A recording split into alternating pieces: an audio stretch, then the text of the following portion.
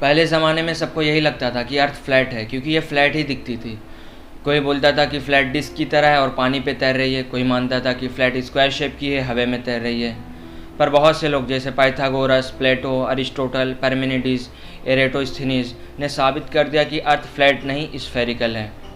अब पहले किसने प्रूफ किया कि धरती स्फेरिकल है, इसका क्रेडिट किसको जाएगा, इस पर अलग अलग वेबसाइट पे अलग अलग लोगों का नाम है। पर उससे क्या फ़र्क पड़ता है? फ़र्क तो इस बात से पड़ता है कि वो लोग बिना किसी टेक्नोलॉजी के अर्थ के शेप के बारे में कैसे पता लगा पाए।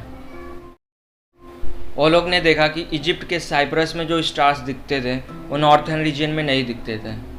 अगर आप नॉर्थर्न हेमिस्फीयर में हैं तो आपको सितारों का एक अलग सेट दिखेगा, जबकि अगर आप साउथर्न हेमिस्फीयर में हैं तो अलग सेट्स ऑफ स्टार्स दिखेंगे।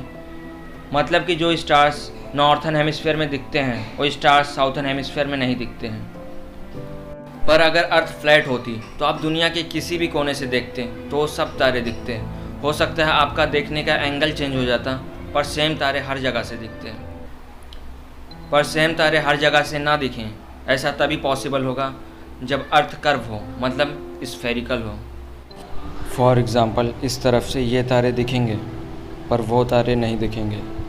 सेम उस तरफ से भी राइट वाले तारे नहीं दिखेंगे पर लेफ़्ट वाले तारे दिखेंगे। ऐसा सिर्फ स्फेरिकल अर्थ के केस में पॉसिबल है। इससे उन लोग को पता चला कि अर्थ स्फेरिकल है।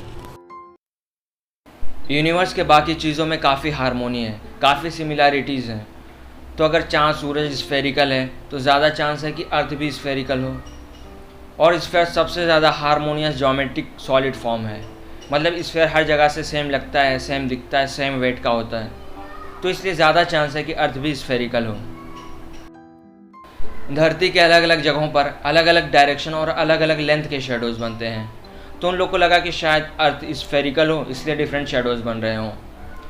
ग्रीक थिंकर एंड मैथमेटिशियन एराटोस्थेनीज ने देखा कि दोपहर में इजिप्ट के एक सिटी साइन में सूरज एकदम सर के ऊपर होता है, एकदम 90 डिग्री ऊपर, मतलब कि कोई शेडो नहीं बनती है। जबकि सेम टाइम एक दूसरे सिटी अलेक्जेंड्रिया में सन का पोजीशन अलग रहता था और वहाँ शेडोज़ बनते थे। तो उन्होंने दोनों सिटी के बीच का डिस्टेंस मेज़र किया, उसके बाद ट्रिग्नोमेट्री यूज़ करके अर्थ का सरकमफेरेंस फाइंड कर लिया। मेथड तो एग्जैक्ट नहीं था, मतलब कि उस मेथड से आंसर एकदम एग्जैक्ट नहीं आएगा, पर आंसर उसके आसपास ही आएगा। उनका आंसर एकदम क्लोज था, सिर्फ 5 से 10% का एरर था। कुछ लोगों ने देखा कि अलग अलग कंट्रीज़ में दिन और रात अलग अलग टाइम पे होते हैं और दिन रात का ड्यूरेशन भी सेम नहीं रहता।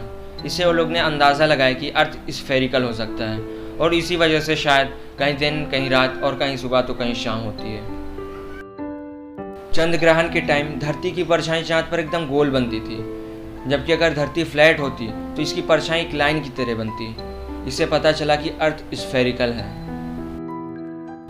समंदर में सफ़र करने से भी उन लोग को इस बात का अंदाज़ा लगा कि अर्थ स्फेरिकल है, क्योंकि वो लोग ने देखा कि समंदर में दूर से कोई शिप आती है तो सबसे पहले उसका ऊपरी हिस्सा दिखता है, और जब वही शिप दूर जाती है तो सबसे पहले उसका निचला हिस्सा गायब होने लगता है। इससे इस बात का अंदाज़ा लगा कि जब शिप दूर जाती है तो अर्थ के कर्व होने की वजह से वो दूर जाने के साथ साथ नीचे की तरफ भी जाती है, जिसके कारण उसका निचला हिस्सा पहले गायब होने लगता है। तो इस तरह से वो लोगों ने पता लगाया कि अर्थ फ्लैट नहीं स्फेरिकल है।